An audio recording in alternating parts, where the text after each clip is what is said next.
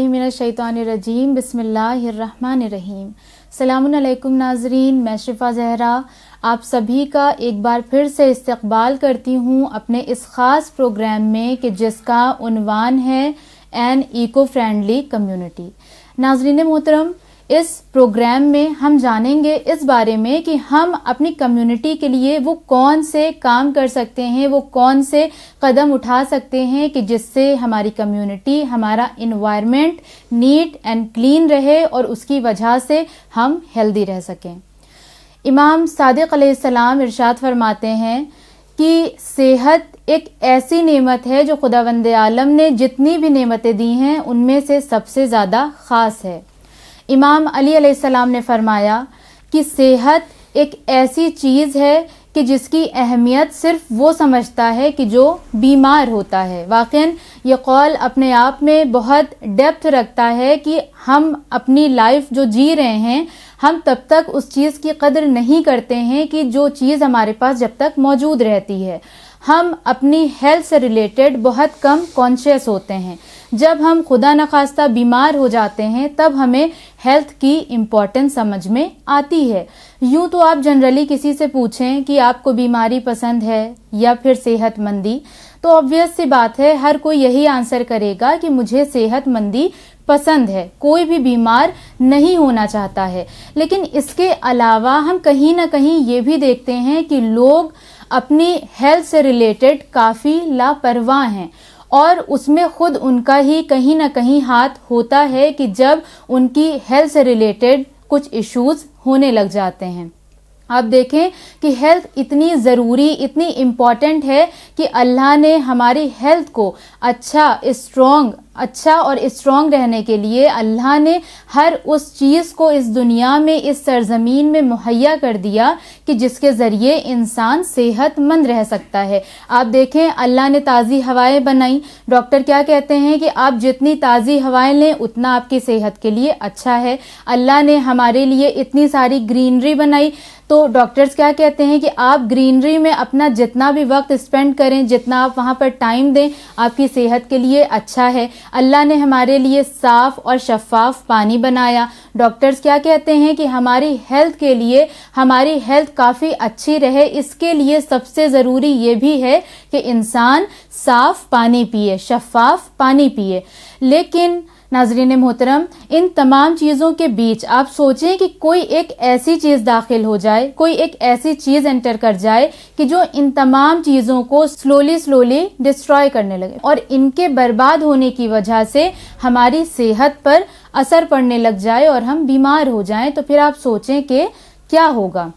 हमारा जो आज का प्रोग्राम है वो इसी हवाले से है कि हमारे इस समाज में तेज़ी से जिस तरह से पोल्यूशन फैल रहा है और उसके जो कॉन्सिक्वेंसेस सामने आ रहे हैं उससे हम कैसे बच सकते हैं। हम अपनी कम्युनिटी में, अपने इन्वायरमेंट में किस तरह से वो चीज़ें ला सकते हैं कि जिसकी वजह से हमारा इन्वायरमेंट नीट एंड क्लीन रह सकता है और जिसकी बिना पर हम सेहतमंद भी रह सकते हैं, क्योंकि ये कहीं ना कहीं एक बहुत बड़ी वजह है बीमार होने की और हमारे अलावा आने वाली जनरेशन के लिए भी ये काफ़ी हार्मफुल हो सकता है। तो नाजरीन, इस प्रोग्राम को इदामा देने के लिए और इसको मज़ीद जानने के लिए हमने अपने स्टूडियो में इनवाइट किया है ख्वाहिर निदा फातिमा को कि जो इस टॉपिक को बहुत अच्छे से हमारे सामने वाज़े करेंगी और जो हमें ये बताएंगी कि इसके वजह से कौन कौन सी चीज़ें हमें फ़िलहाल देखने को मिल रही हैं और इन फ्यूचर हमें देखने को मिल सकती हैं, एंड मोस्ट इम्पॉर्टेंट थिंग कि इसका सॉल्यूशन क्या है। तो इसी के साथ नाजरीन आइए हम इस्तकबाल करते हैं ख्वाहिर निदा फातिमा का। अस्सलाम वालेकुम ख्वाहिर। वालेकुम सलाम। बहुत शुक्रिया आप हमारे स्टूडियो में तशरीफ़ लेकर आई। ख्वाहिर निदा फातिमा, आप हमें सबसे पहले ये बताइए कि पोल्यूशन जो हमारे समाज में तेज़ी से फैल रहा है, एग्जैक्ट इसका डेफिनेशन क्या है और इसके क्या कॉन्सिक्वेंसेस हमें देखने को मिल रहे हैं। औज़ु बिल्लाहि मिनश्शैतानिर्रजीम बिस्मिल्लाहिर्रहमानिर्रहीम रब्बि इश्रह ली सदरी वयस्सिर ली अमरी वाहलुल उक़दतम मिन लिसानी यफ़क़हू क़ौली। सबसे पहले शिफा, पोल्यूशन को समझने के लिए हमें एनवायरनमेंट समझना पड़ेगा और उससे भी पहले हमें ये समझना पड़ेगा कि इस्लाम में नेचर और एनवायरनमेंट को अल्लाह ने कितनी अहमियत दी है। सूरह बनी इसराइल में आयत नंबर 70 में अल्लाह ताला इंसान से इरशाद फरमा रहा है कि हमने बनी आदम को, हमने औलाद आदम को इज्जत और तकरीम से नवाजा और उसको खुशकी और समंदर में सवारी दी और हमने उसे पाको पाकीज़ा रोज़ी अता करी और सबसे अहम चीज़ कि हमने उसे हर मखलूक पर फजीलत दी, उसे अशरफुल मखलूक़ात बनाया। तो जब अल्लाह ने इंसान को खल्क किया तो हमें ऐसे ही ख्वारी उठाने के लिए नहीं छोड़ दिया कि खल्क करके छोड़ दे, जबकि उसने हमारे लिए असबाब बनाए कि हम एक बावकार ज़िंदगी जिए और उन असबाब में उसने हमारे लिए साफ़ हवा बनाई, साफ़ पानी बनाया। उसे पता था हमें कपड़ों की ज़रूरत होगी, उसे पता था हमें दवाइयों की ज़रूरत होगी, उसने हमारी ज़रूरत की हर चीज़ मुहैया कर दी, हर चीज़ उसने हमारे लिए नेचर में रखी कि हमें किसी भी चीज़ के लिए ख्वारी ना उठानी पड़े और हम एक इज्जत से ज़िंदगी जी सके। इसलिए उसने हमें हर मखलूक के ऊपर तरजीह दी। कुरान में 700 से ज़्यादा वर्सेस हैं जो नेचर और एनवायरनमेंट के बारे में हमें बताती हैं। और आप देखें सबसे कुरान में जो सूरे हैं 114 सूरे में से 14 सूरों के नाम नेचर पे हैं। जैसे सूरह शम्स, सूरह कमर, सूरह फज्र, सूरह नहल, सूरह बकरा जिसमें एनिमल्स, मतलब कुरान घूम घूम के इंसान को नेचर और एनवायरनमेंट की बातें बता रहा है। और हम जब तफसीर पढ़ते हैं तो हमें नई नई मालूमात भी पता चलती है। जो आज साइंटिफिक डिस्कवरीज हो रही हैं वो कुरान में काफ़ी पहले ही अल्लाह ने इंसान को बता दी है। तो जब अल्लाह ने इंसान को जगह जगह पे बताया, सूरह नूह में अल्लाह फरमा रहा है कि हमने तुम्हें मिट्टी से खल्क किया। फिर सूरह अंबिया में अल्लाह फरमा रहे हैं कि हमने हर जानदार चीज़ की खिलकत पानी से करी। फिर सूरह फुरकान में अल्लाह वाटर साइकिल को डिस्क्राइब करता है कि कैसे ज़मीन से पानी ऊपर जाता है और फिर बारिश होती है। तो जब इंसान को नेचर ने हर चीज़ दी एक कंफर्टेबल लाइफ के लिए, इन सब चीज़ों ने मिलकर इंसान का एनवायरनमेंट बनाया। बिल्कुल, एनवायरनमेंट यानी किसी हमारा एतराफ़, किसी चीज़ का एतराफ़, और इस एतराफ़ को ही समझना पड़ेगा कि हमें इसको कैसे साफ रखें। अब मिसाल के तौर पे शिफा, अगर आपको कोई है आपका बहुत ख़ास कि आपके लिए हर ज़रूरत का ध्यान रख रहा है, आपको हर चीज़ टाइम पे दे रहा है और क्वालिटी दे रहा है, तो आपकी अपने अंदर से एक जिम्मेदारी आप महसूस करेंगे कि उस चीज़ को प्रिजर्व करके रखें। आप अपनी तरफ से हर कोशिश करेंगे कि उस चीज़ को हम नुकसान ना पहुँचाएं, कि ये जो फैसिलिटीज मिल रही है वो बंद हो जाए। ठीक इसी तरह जब अल्लाह ने हमें नेचर से इतनी सारी चीज़ें दी हमारी सहूलियत के लिए, तो ये कहीं ना कहीं इंसान का फरीज़ा बनता है कि हम उसको प्रोटेक्ट करें, हम इसको ग्रांटेड ना लें। तो बिहारुल अनवार में इमाम जाफर सादिक अलैहिस्सलाम से हदीस है कि इंसान की जिंदगी की जो बुनियाद है, जो उसके सुकून का बायस है, वो 3 चीजें हैं। फरमाया वो 3 चीजें क्या है? मौला ने कहा साफ हवा, बेशुमार और साफ पानी, और खेती करने लायक जमीन। और अब आज हम 21st सेंचुरी में देखें तो हमारे पास ना साफ हवा है, ना हमारे पास साफ पानी है, और पानी की किल्लत है। कई जगहों पे पानी की किल्लत हो चुकी है। और अब जो धीरे धीरे आबादी बढ़ रही है, इंडस्ट्रियलाइजेशन बढ़ रहा है, तो जो एग्रीकल्चर की जमीन है उसको खत्म किया जा रहा है। वहाँ पे कॉलोनीज बसाई जा रही है कि हम इंसान को आबाद कर सके। तो हमें समझना है ये प्रॉब्लम कहाँ से शुरू हुई। इसके लिए अल्लाह ने कभी भी इस दुनिया में ज़मीन पे अगर उसने एक माइक्रो ऑर्गेनिज्म भी बनाया है तो उसे फिजूल नहीं बनाया। बिल्कुल, हर चीज़ की खिलकत के पीछे एक मकसद है। अगर अल्लाह ने एक बैक्टीरिया भी बनाया है तो उसका मकसद है कि कूड़े को गलाना, जो पत्तियां झड़ती हैं पेट से या जो मिट्टी में जो होता है ऑर्गेनिक वेस्ट हमारा, उसको गलाना। तो कहने का मतलब ये, जब अल्लाह ने कोई भी चीज़ बिना वजह नहीं बनाई तो इंसान ने ये कैसे ग्रांटेड ले लिया कि ये साफ हवा, ये पानी अपने आप बिना वजह बह रहा है। बिल्कुल, जबकि उसे समझना चाहिए तो उसी के लिए फराहम करी, तो उसे अपनी जिम्मेदारी समझते हुए उसे बचाना चाहिए। लेकिन प्रॉब्लम जब शुरू हुई जब हमने अपनी ग्रीड को फुलफिल करना शुरू किया, और ये हो जाए, वो हो जाए, वो हो जाए, तो नतीजा ये हुआ कि हमने अपने लाइफस्टाइल से हर चीज आलूदा कर दी। हमारा लाइफस्टाइल आज ऐसा है कि मसलन अगर हमें एक चीज खरीदने जाना है 1 किलोमीटर दूर, तो हम क्या करते हैं, स्कूटी उठाते हैं, चले जाते हैं। हम ये नहीं सोचते कि स्कूटी से निकलने वाला धुआं कहीं ना कहीं हवा को मुतासिर कर रहा है। ऑप्शन में है 1 किलोमीटर कोई दूर नहीं है, इंसान की सेहत के लिए भी अच्छा है अगर वो साइकिल से जाए। बिल्कुल, यहाँ पे वो कहीं ना कहीं अपना कार्बन फुटप्रिंट बचा सकता है। कार्बन फुटप्रिंट होता है कि एक इंसान अपनी जात से कितना कार्बन एनवायरनमेंट में रिलीज कर रहा है। अच्छा। तो एनवायरनमेंट में जितनी ज़्यादा ये कार्बन की तादाद बढ़ेगी उतना एनवायरनमेंट गर्म होगा, जिसे हम लोग ग्लोबल वार्मिंग कहते हैं। ग्लोबल वार्मिंग एक रिजल्ट है हमारी ही लाइफस्टाइल का, जो ये इतनी इंडस्ट्रियलाइजेशन हो रही है, जो इंसान अपनी ग्रीड के पीछे भाग रहा है, उसका रिजल्ट है ग्लोबल वार्मिंग। कि आप देखें अभी दिसंबर का मंथ है, दिसंबर में आज से 10 साल पहले या जब हम लोग छोटे थे कितनी सर्दी पड़ती थी, और अभी आधा दिसंबर निकल चुका है। और क्रिसमस में मुझे याद है, मतलब 2-3 साल पहले भी एक बार 1 दिसंबर को फॉग होता था, अब वो नहीं है, अब नहीं दिखता है। बेटाइम बारिश हो जाती है, हमें नहीं पता, खेतों में फसलें पड़ी होती हैं, हम तो अपने पैटर्न पे चल रहे हैं, लेकिन नहीं पता और बारिश हो गई। तो ये सब रिजल्ट कहाँ से आया? ये एकदम से तो हुआ नहीं, 18th सेंचुरी हमारी लापरवाही, ये हमारी लापरवाही से हुआ। 18th सेंचुरी के बाद से जो इंसान ने तरक्की करी, उस तरक्की का नेगेटिव इफेक्ट अब जाके हम 21st सेंचुरी में भुगत रहे हैं। उस टाइम इंसान ने नहीं सोचा, और सोचा भी था तो उस पॉलिसीज बनी। 1972 में एक स्टॉकहोम कॉन्फ्रेंस हुई थी, तो आप यकीन माने शिफा, जब वो कॉन्फ्रेंस हो रही थी तो बाहर एसिड रेन हो रहा था।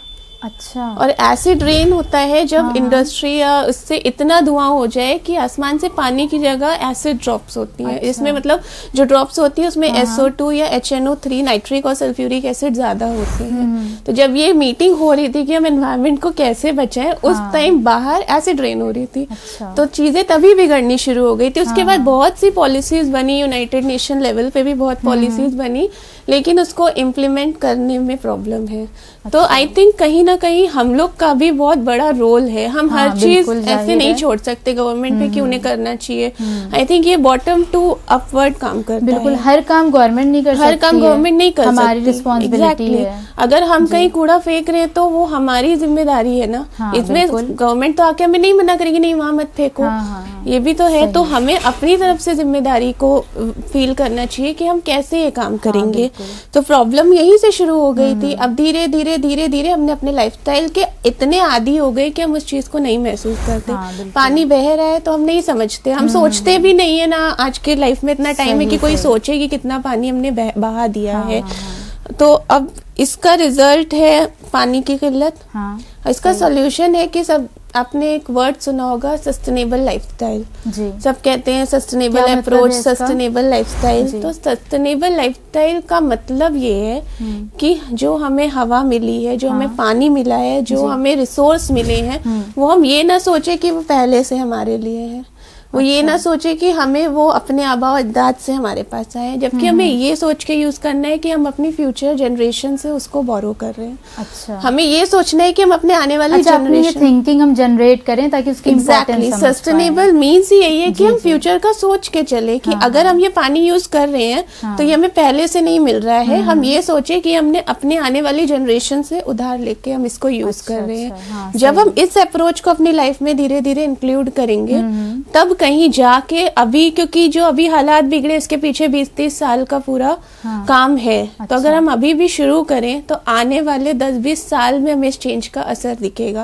अगर इंडिविजुअली इंसान करने लग जाए तो फिर काफी तेजी से चीजें सही भी हो सकती हैं। चेंज स्टार्ट्स विद यू बिल्कुल, and be the change you want to see. हर चीज अपने घर से शुरू होती है। तो हम अपने घर से शुरू करेंगे तब कहीं आज से 10-20 साल बाद हमें वो असर कहीं एनवायरनमेंट में दिखेगा। क्योंकि साइंटिस्ट की रिपोर्ट बताती है कि हमने एनवायरनमेंट को इतना डिस्टर्ब कर दिया, इतना डिस्टर्ब कर दिया कि इसको रिवर्ट बैक करना भी मुश्किल है, लेकिन इम्पॉसिबल नहीं है। तो हमें अपनी लाइफ में ये अप्रोच को बहुत सीरियसली लेना पड़ेगा। जी बिल्कुल। अच्छा, अभी आपने गुफ्तगू के दौरान एक बात ये कही थी कि ये जितने भी आपने कॉन्सिक्वेंसेस बताए कि इतनी सारी चीजें वजूद में आ गई हैं हमारी लापरवाही से। अगर देखा जाए तो बहुत सारे गैदरिंग होती है ना, और वॉकिंग वगैरह जो होती है, जो पूरी गैदरिंग उसमें होती है, स्पेशली अगर हम ज़ियारत की बात करें, है ना, तो वहाँ पर बहुत सारे लोग एक साथ जमा होते हैं। तो इस तरह से तो वहाँ के भी हालात बहुत ज़्यादा ख़राब होते होंगे सिर्फ उस एक दिन में। और सबसे ज़्यादा गैदरिंग की अगर हम बात करें तो वो होती है अरबईन में, है ना। तो ऐसे में आप बता सकती हैं कि जब अरबईन में ये गैदरिंग होती है तो फिर ऐसे में इराक की क्या सिचुएशन हो जाती है, वहाँ के क्या हालात हो जाते हैं? जी, इराक में इस टाइम सबसे बड़ा जो वहाँ पे मसला है वो प्लास्टिक पोल्यूशन का है। अच्छा, प्लास्टिक अगर हम पोल्यूशन की बात करें तो सबसे ज्यादा आज अगर एनवायरनमेंट को किसी चीज से थ्रेट है तो वो प्लास्टिक है। अच्छा, अब पहले हमें ये समझना होगा प्लास्टिक पोल्यूशन है क्या। कि देखिए जो हम लोग वेस्ट जनरेट करते हैं, जो हमारे घर से डेली लाइफ से जो वेस्ट आता है वो दो तरह के होते हैं। एक बायोडिग्रेडेबल होता है, एक नॉन बायोडिग्रेडेबल। बायोडिग्रेडेबल वेस्ट होता है जो हमारा नेचर से ही आया और नेचर में जाके वो खत्म हो सकता है। जैसे हमारे फ्रूट्स के छिलके हो गए, सब्जियां हो गई, जो हम छिलके फेंकते हैं, अगर आप उसे मिट्टी में दबा दें तो वो कुछ दिन बाद अपने आप गल के खत्म हो जाएगा।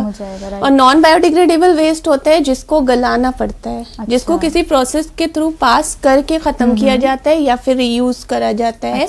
आपने नोटिस किया होगा जब हमारे घर साफ सफाई वाले आते हैं, जो डेली वैन आती है म्युनिसिपल की, उनके उस गाड़ी में 2 डस्टबिन होते हैं, एक ग्रीन और एक ब्लू कलर का। तो वो और उनमें एक वो ऑफिसर भी रहता है जो मतलब कूड़ों को अलग करता है। वो बायोडिग्रेडेबल वेस्ट अलग करता है, नॉन बायोडिग्रेडेबल अलग करता है।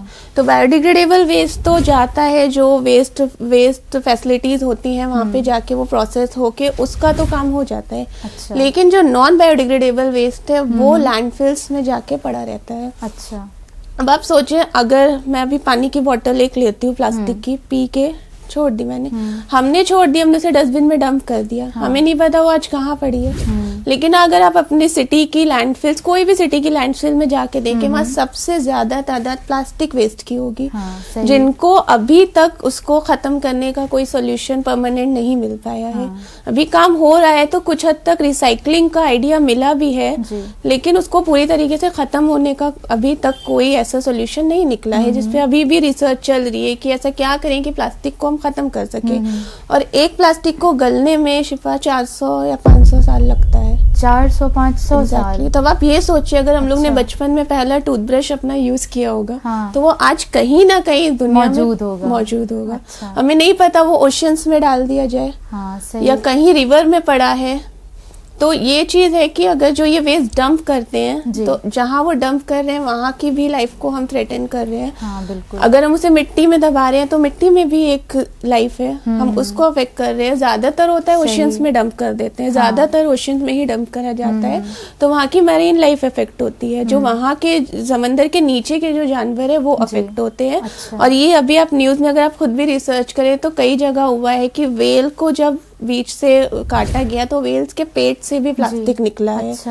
मछली के पेट से भी प्लास्टिक निकला है। मतलब इंसान का ग्रेड कहाँ तक पहुंच चुका है। हाँ, कि मतलब इंसान अपनी सहूलियत के लिए दूसरी चीजों को भी नुकसान पहुंचा रहा है। मतलब वो समंदर तक पहुंच गया है। तो जब ये हालत ओवरऑल वर्ल्ड की है, और अगर हम स्पेसिफिकली इराक की बात करते हैं तो इराक में 2014 के बाद से अरबाइन में ज़ायरीन की तादाद में माशाल्लाह से बहुत इजाफा हुआ है। और ओवर 80 कंट्रीज से करोड़ों की तादाद में ज़ायरीन आते हैं। तो आप सोचिए, अगर एक ज़ायरीन एक दिन में 5, ये तो मैं अपने आइडिया से बोल रही हूँ, अगर वो 5 वो डिस्पोजेबल यूज कर रहा है, ग्लास, कप, प्लेट, एक दिन में, तो जितने दिन वो वहाँ रह रहा है उसने कितना प्लास्टिक वेस्ट जनरेट किया। सिर्फ एक ज़ायरीन का मैं बता रही हूँ। तो जितना वहाँ का डेटा आता है हर साल कि इस साल इतने आए, इस साल 1 करोड़ आए, 2 करोड़ आए, अगर हर बंदा एक भी यूज कर रहा है तो कितना प्लास्टिक वेस्ट जनरेट हो गया। सही बात है। और जिसका जो ये चैलेंज फेस करते हैं वहाँ की म्युनिसिपल अथॉरिटी है। और फिर भी हम होली श्राइन जो वहाँ पे काम कर रही है करबला और नजफ में, फिर भी हमें उनके काम को अप्रिशिएट करना चाहिए कि हमें करबला और नजफ के एतराफ में गंदगी नहीं मिलती इतनी, कैसे वो इस वेस्ट को मैनेज करते हैं। ये बहुत बड़ी बात एग्जैक्टली। और लेकिन हमें ये भी सोचना चाहिए कि इराक एक वॉर टॉर्न कंट्री है, तो वहाँ पे वेस्ट रिसाइकलिंग या वेस्ट मैनेजमेंट की फैसिलिटी अभी इतनी अवेलेबल नहीं है, स्पेशली करबला और नजफ के तरफ में। अगर है तो वो नॉर्दर्न इराक में है, तो अगर वेस्ट साउदर्न इराक से नॉर्दर्न इराक ले जाना भी अभी बहुत ट्रिकी है, क्योंकि वहाँ पे इतनी फैसिलिटीज नहीं है। और अगर वहाँ की गवर्नमेंट उस प्लास्टिक वेस्ट को खत्म करने के लिए जलाती है, वेस्ट जलाने से भी खत्म होता है, लेकिन उसकी भी पॉलिसी और स्टैंडर्ड्स होते हैं। लेकिन इराक की सूरत हाल ऐसी है कि अभी वहाँ कुछ भी इतना एडवांस नहीं आया है। तो जब उस प्लास्टिक वेस्ट को जलाया जाता है तो वो हवा वहाँ की आलूदा होती है, उसका असर ये होता है कि जो घरों में पानी की सप्लाईज है वहाँ येलो कलर का पानी आता है नलों में, जिसकी वजह से लोग मजबूर हैं कि जाके बाहर से पानी खरीदे। पहले ही वहाँ पे इतनी गुर्बत है, उसके बाद लोग मजबूर है कि पानी भी उन्हें बाहर से खरीदना पड़ता है। तो इन सब के कहीं ना कहीं आई थिंक हम लोग भी जिम्मेदार है, क्योंकि हम लोग भी जाते हैं। तो ये चीज बहुत सोचने वाली है ज़ायरीनों के लिए कि जब भी जियारत पे जाएं, अगर आप अपना एक पानी का बोतल खुद का रीयूज वाला लेके जाते हैं तो आप वहाँ पे 100 प्लास्टिक वेस्ट जनरेट होने से बचा सकते जी हैं। बिल्कुल सही और जो बात है। वहाँ की ज़मीन को अगले 400 साल तक मुतासिर करेगी। हाँ, तो इस बात की तरफ ज़ायरीन को तवज्जो देना बहुत ज़्यादा ज़रूरी है, Exactly. राइट, कि जब भी वो जाएं तो सिर्फ इस बात को मद्देनज़र ना रखें कि बस मुझे ज़ियारत करनी, नहीं, सिर्फ आपने ज़ियारत नहीं करनी होती, बल्कि बहुत सी चीज़ें जिनका आपको ख्याल रखना है इस्लामिक पर्सपेक्टिव से भी, और वैसे भी आपकी रिस्पॉन्सिबिलिटी बनती है। अच्छा, जैसे कि आपने बताया इस बारे में, पोल्यूशन के बारे में, और अभी आपने प्लास्टिक पोल्यूशन की बात की और इराक के बारे में बताया, और ख़ुद बेसिकली अगर आपका बैकग्राउंड देखें तो आप एक प्रोजेक्ट पर वर्क कर रही हैं, ग्रीन पिलग्रिम। तो ग्रीन पिलग्रिम क्या है और उसके क्या नतीजे हो सकते हैं अगर उस पर अच्छे से वर्क किया जाए? तो ग्रीन पिलग्रिम 2019 में पैंडेमिक से जस्ट 1 साल पहले जो हमारी फाउंडर हैं ज़हरा अली, वो करबला गई थी अरबईन पे, एंड देयर शी फेल्ट कि इतना प्लास्टिक वेस्ट जनरेट हो रहा है। उनको वहाँ पे ये चीज का एहसास हुआ कि हमारी वजह से एहसास होना भी बड़ी बात है, होना भी बड़ी बात है। अगर आपको याद हो तो एक वीडियो वायरल हुई थी 2019 में, जिसमें उन्होंने रिक्वेस्ट करी थी कि यहाँ आने वाले जायरीन जो हैं वो अपना रीयूजेबल कटलरी लेकर आए। मुझे नहीं पता, लेकिन मैंने वो देखी थी वो वीडियो। इवन बैक इन 2016 जब मैं गई थी तो भी मैंने ये चीज नोटिस करी थी, बट दैट टाइम मैंने इतना ध्यान नहीं दिया। हाँ, ये चीज लगा कि हाँ कितना प्लास्टिक वेस्ट निकल रहा है, लेकिन 2019 में जब उनको लगा कि हाँ यहाँ पे इतना नेगेटिव इफेक्ट है, देन उन्होंने ऑनलाइन जब वो वीडियो वायरल हुआ, उस वायरल वीडियो ने ये ऑफलाइन एक्टिविज्म ट्रिगर किया। अच्छा, जिसको सबने देखा धीरे धीरे इससे ग्रीन पिलग्रिम वजूद में आया। अच्छा, जो इस पे काम कर रहा है कि जो भी काफिले जाते हैं करबला नजफ, कि उनको हम अवेयर करते हैं कि आप अपने या तो काफिले में ऐसी पॉलिसी बनाएं कि वहाँ पे कोई प्लास्टिक ना यूज हो, और या फिर आप ऐसी पॉलिसी बनाए कि आप ही कटलरीज दें जो वहाँ रीयूज होती रहे। बेसिकली ये पॉलिसी होनी चाहिए हर काफिले की कि वहाँ पे कम से कम प्लास्टिक यूज या फिर ना हो। और हमारी एक छोटी सी आदत से वहाँ की गवर्नमेंट या वहाँ की म्युनिसिपल कॉर्पोरेशन पे बहुत बड़ा इफेक्ट होगा। उनके लिए कितना वर्कलोड कम हो जाएगा। हम कम से कम 10 दिन के लिए तो जाते ही हैं। अगर हम हर दिन 1 गिलास में पानी पी रहे हैं और एक कटलरी वैसे डिस्पोजेबल प्लेट ले रहे हैं, तो हम 10 दिन में तो वहाँ पे आराम से 10 या 20 निकाल रहे हैं। तो सिर्फ एक का डेटा है। सही बात है। और अगर गवर्नमेंट के बारे में इंसान नहीं भी सोच रहा है तो जिसकी मोहब्बत में जा रहा है वहाँ ज़ियारत करने, इमाम हुसैन अलैहिस्सलाम के नाम पर ही वो सोच ले कि मतलब मेरी तरफ से कुछ ऐसा काम ना हो पाए कि जिसके नेगेटिव असरात यहाँ पर। अभी आप रिसेंटली जो फीफा वर्ल्ड कप हुआ है उसमें आपने देखा होगा, मैच जब खत्म हुआ तो जो जापानीज लोग थे उन्होंने अपनी पूरी जो स्टेडियम थी उसकी सफाई करी। और जब उनका इंटरव्यू लिया, उनसे पूछा आप लोग ये क्यों कर रहे हैं, तो उनका ये जवाब था कि हम जापानीज कहीं भी अपना कूड़ा या कचरा नहीं छोड़ते हैं। अच्छा। तो आई थिंक जब वो जापानीज ये कर सकते हैं तो I think as a Husaini ये तो हम लोग की बेसिक जिम्मेदारी है, क्योंकि हमारा इस्लाम बता रहा है। जाहिर सी बात है, इस्लाम ने तो निस्फ ईमान करार दिया है, इजाफत मिनल ईमान। बिल्कुल बेशक। तो जब वो ऐसा कर सकते हैं तो हमें तो सबसे आगे होना चाहिए इन सब चीजों में, कि अगर हम करबला जा रहे हैं, हम नजफ जा रहे हैं, तो हमें समझना चाहिए कि वहाँ पे कैसे, एक तो वैसे ही वॉर टॉर्न कंट्री है वो। अच्छा ख्वार निदा, जैसे कि आपने ग्रीन पिलग्रिम के हवाले से बताया कि ग्रीन पिलग्रिम का मिशन क्या है, तो आप हमें ये बताइए कि जब से ये ऑर्गेनाइजेशन स्टार्ट हुई है तो अब तक इसका क्या इम्पैक्ट पड़ा है हमारे माशरे पर? द ग्रीन पिलग्रिम जब से स्टार्ट हुआ है, शुरू में तो इतना नहीं किसी को पता भी था, लेकिन धीरे धीरे करते करते इसका इम्पैक्ट जब हम लोग को पता चलता है, जैसे कोई कम्युनिटी लेवल पे काम कर रहा है, क्योंकि सिर्फ ज़ायरीन पे फोकस नहीं है, हम लोग लोकल लेवल पे भी काम करते हैं कि अपने लोकल मदरसा, हुसैनिया या जो लोकल मजलिस या रमजान की गैदरिंग्स होती है, हम उसमें भी अवेयरनेस क्रिएट करते हैं। जुलूस जो अरबईन के निकलते हैं उस पर भी हमारा काम रहता है। तो बहुत सी जगह से हम लोग के पास मैसेज आता है कि हाँ हमने आज प्लास्टिक बैन किया। इवन वेस्ट में देखा जाए तो इंग्लैंड है, कनाडा है, तो यहाँ पे भी जो हुसैनिया है, मदरसा वगैरह, उन्होंने ये इनिशिएटिव ले लिया है कि जब वो रमजान में इफ्तार कराते हैं तो वो इको फ्रेंडली कटलरी यूज करते हैं। अच्छा। तो आई थिंक हम लोग को भी इंडिया में इस चीज को इम्प्लीमेंट करने की बहुत जरूरत है, क्योंकि माशाल्लाह से यहाँ पे मुहर्रम और रमजान में तो आपको पता ही है कितना ज्यादा गैदरिंग होती है और कितना वेस्ट निकलता होगा। हर घर से हम लोग प्लास्टिक डिस्पोजेबल ही यूज करते हैं। वो यूज होता इवन जब जुलूस निकलता है अरबईन का, उसमें भी प्लास्टिक रहती है। लेकिन रिसेंटली हम लोग के यूथ्स ने भी ये चीज शुरू करी है, क्लीन जुलूस कैंपेन। ये बहुत अच्छी चीज थी और जब मैंने देखा मुझे बहुत अच्छा लगा कि हाँ चलो यूथ में अब धीरे धीरे अवेयरनेस आ रही है इस चीजों को लेके, तो इसको बहुत अच्छी जिम्मेदारी समझते हुए वो जुलूस के साथ उसको साफ करते हुए चलते हैं। बहुत अच्छी बात है, बल्कि हर किसी को इस चीज में हिस्सा लेना चाहिए और खुद ध्यान रखना मतलब हमें ये कि हम जुलूस में चल रहे हैं तो हम ये नहीं सोचना चाहिए कि वो ही उठाएंगे। हम अपनी जिम्मेदारी से, अगर हमने भी, हमें पता है काम, अगर वो नहीं भी है तो भी हमारी जिम्मेदारी है, क्योंकि जब हम जुलूस लेके निकलते हैं हम अपनी कौम को रिप्रेजेंट कर रहे हैं, हम इमाम हुसैन को रिप्रेजेंट कर रहे हैं। अब जहाँ से हमारा जुलूस निकल रहा है उसके बाद पता देख के ही पता चल जा रहे हैं यहाँ से तो ये निकला था। तो हमें ये भी चीज ध्यान में रखनी चाहिए। इवन बैक इन 2019 और 18 मैंने भी क्लीन जुलूस में पार्ट लिया था एक जगह। अच्छा। तो मतलब मुझे अच्छा नहीं लगा था। I was collecting plastic cups and जो लोग थे उन्होंने बस चाय पी और वहीं फेंक दी। और मैं सामने खड़ी थी वो बैग लेके। अच्छा। मुझे इतना बुरा लगा कि ऐसा क्यों है। सही बात है। तो हमें इस चीज पे बहुत काम करना है, हमें अवेयर करना पड़ेगा। अब मतलब अगर हम इस चीज को इग्नोर करते रहेंगे तो ये कॉन्सिक्वेंसेस। अच्छा, इस बात से ये समझ में आ रहा है कि कहीं ना कहीं जो लोग अवेयर हैं और ये काम कर रहे हैं तो बाकी लोग जो हैं तो उनकी लेजीनेस में शायद और इजाफा हो रहा है कि वो तो हैं वो आकर कर लेंगे। तो ये सोच भी बहुत गलत है। सही बात। हमें इस चीज को अपने इंडिविजुअल लेवल पे समझना होगा कि दूसरे के लिए हमारी अपनी जिम्मेदारी। और फिर आप ये देखें ना कि आप किस जगह पर शामिल हैं, आप किसका नाम ले रहे हैं, किसके नाम का आप मातम कर रहे हैं, और दूसरे साइड आप ऐसे काम कर रहे हैं। मुहर्रम रमजान तो हमारा ऐसा होता है कि पूरा कवरेज हमें मिलता है, पूरी दुनिया को पता चल रहा होता है अभी मुहर्रम चल रहा है और अभी रमजान चल रहा है। तो आई थिंक वो एक बहुत अच्छा प्लेटफॉर्म है हमारे लिए खुद को रिप्रेजेंट करने का। सही। तो हमें ये कोशिश करनी चाहिए कि अगर हम मजलिस करा रहे हैं, अगर हम बानी मजलिस है, तो हमारी क्या जिम्मेदारी है कि जो हम घर में तबर्रुक बांट रहे हैं उसमें, या हम घर में जो खाना खिला रहे हैं उसमें हम जो कटलरी यूज कर रहे हैं वो इको फ्रेंडली। आजकल मार्केट में बायोडिग्रेडेबल कटलरीज भी आ गई हैं। पेपर कप्स हैं, प्लेट्स हैं, ऐसी प्लेट्स आती हैं जो बायोडिग्रेडेबल होती है, जिनको आप फेंक दे वो अपने आप गल जाएंगी।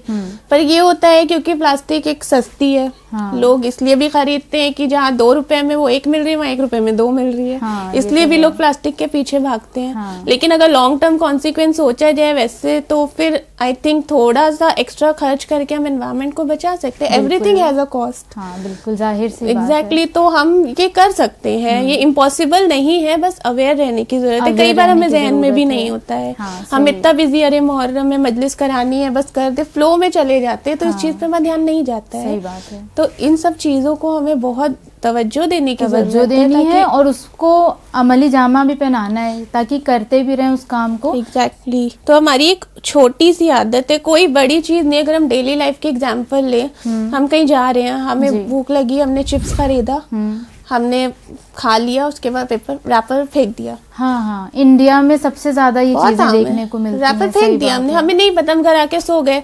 अब वो रैपर कहाँ गया, कहाँ पड़ा है, कहाँ का पानी का फ्लो ब्लॉक किया। इस्लाम में एक हक़ुन नाज़ भी है। हक़ुन नाज़, जाहिर सी बात है। अगर हम पब्लिक में चल रहे हैं, हमारी वजह से किसी और चीज को नुकसान हो रहा है तो उसका हक भी तो हमारे ऊपर है। जाहिर सी बात है। और हक़ुन नाज़ एक ऐसा गुनाह है कि जो अल्लाह नहीं माफ करेगा जब तक वो बंदा नहीं माफ कर देता। तो ये एनवायरनमेंट में अगर आप बाहर निकल रहे, हर चीज हक़ुन नास रखती है। रोड हक़ुन नास रखती है, पानी हक़ुन नास रखता है, हवा हक़ुन नास रखती है।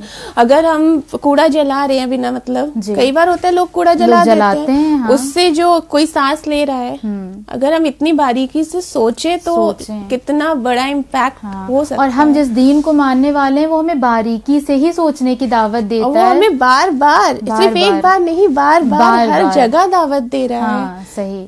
आप देखिए कुरान में आपको कितनी वर्सेस मिल जाएंगी कि तुम फिक्र क्यों नहीं करते, गौर फिक्र क्यों नहीं करते, तदब्बुर क्यों नहीं करते। लेकिन ये हमारी अपनी ये बहुत बड़ी प्रॉब्लम है कि हम बस अपनी, जैसे आपने कहा, हम अपनी ग्रीड की तरफ दौड़े चले जा रहे हैं और चीजों की तरफ ग्रीड और comfort.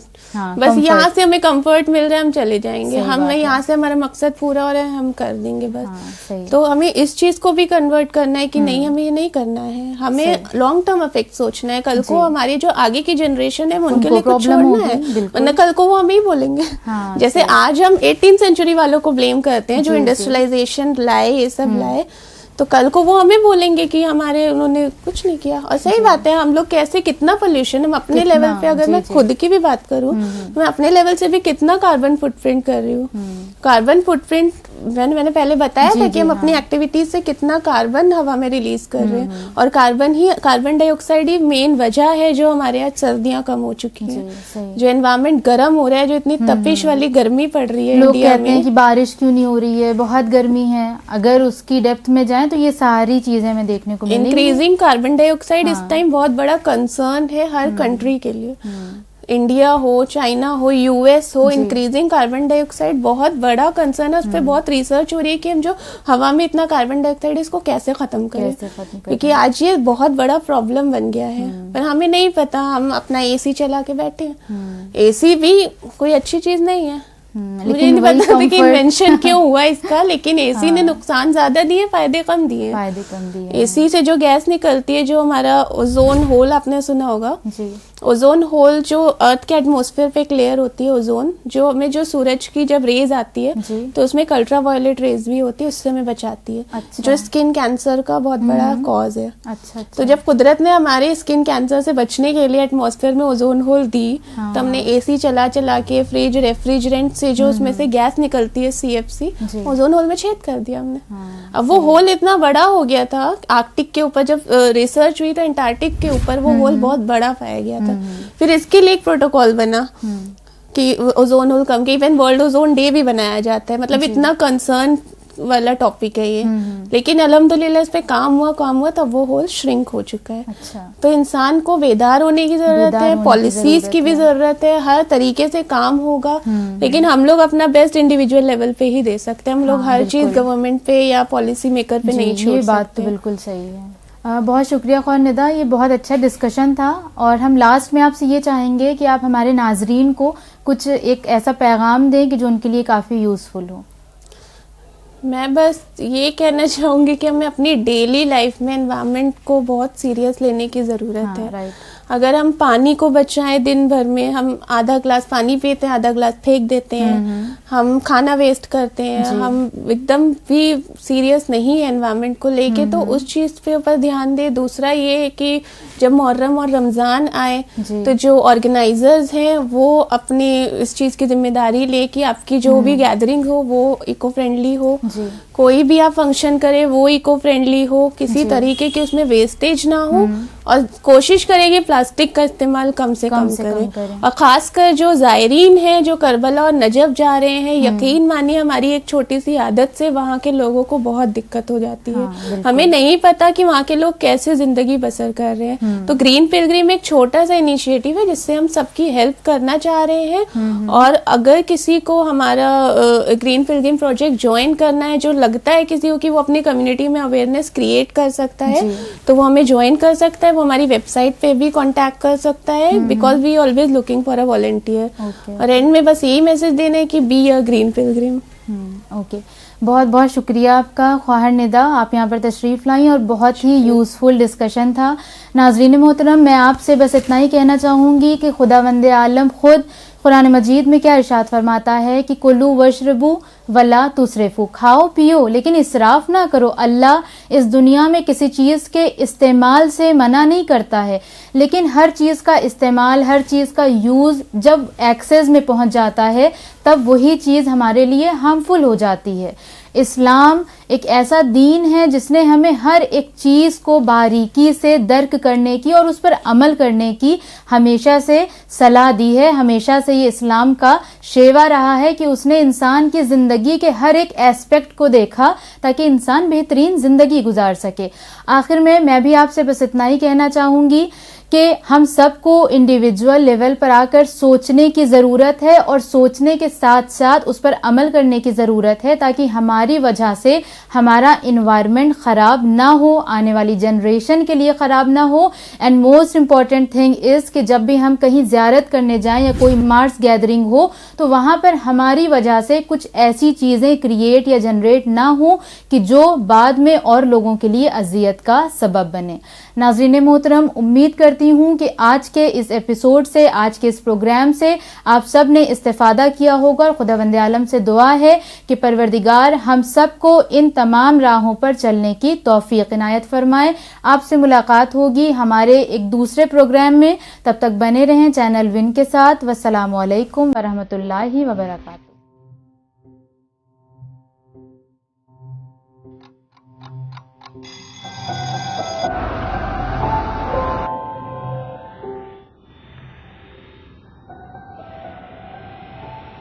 Salutations upon you, O Imam Hussain alayhi salam.